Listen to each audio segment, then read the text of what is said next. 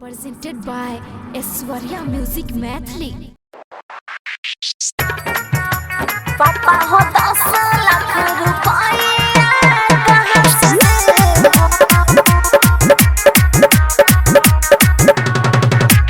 बेटी के 10 लाख लाखवा तोरा देबो।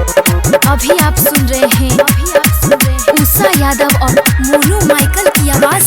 सोना चांदी गहना जेवर मांगे छगारे अपाचिया कहाँ से देबो। सोना चांदी गहना जेवर मांगे छगारे अपाचिया कहाँ से देबो।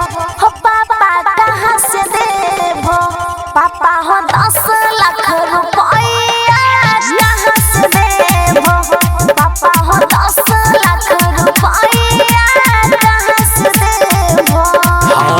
घर दुआर खेत पत्थर बेच के गाय के बछरिया तोरा देबो। घर दुआर खेत पत्थर बेच के गाय के बछरिया तोरा देबो। ये बेटी तोरा देबो। बेटी के 10 लाख तिलकवा तोरा देबो। बेटी के 10 लाख तिलकवा तोरा देबो।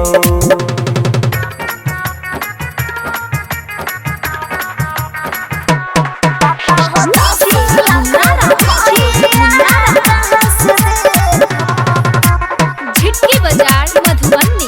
Aishwarya digital recording studio Samastipur. बेटी के 10 लाख तिलकवा तोरा देबो। ताना मरता टोला पड़ोसिन देखत गिरे नजरिया केना के करबो।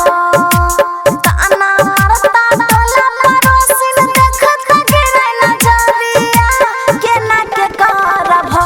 हो पापा केना के करबो।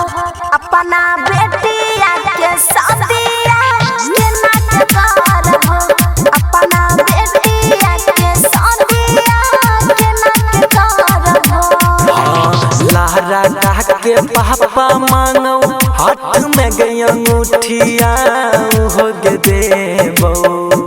लहरा कह के पापा मांगो हाथ में गई अंगूठिया हो गे देबो। ये बेटी हो गे देबो।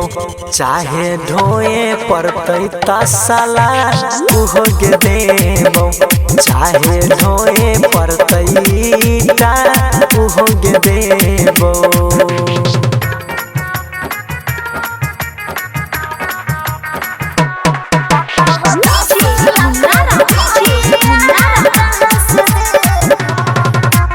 झिटकी बाजार Madhubani. Aishwarya digital recording studio Samastipur.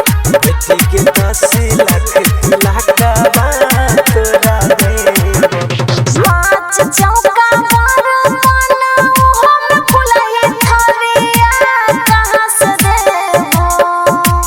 पाँच चौका बर्तन हम फुलैया थरिया कहाँ से देबो। हो पापा कहाँ से देबो। पापा हो नगद रुपया कहाँ से देबो। पापा हो नगद रुपया कहाँ से देबो।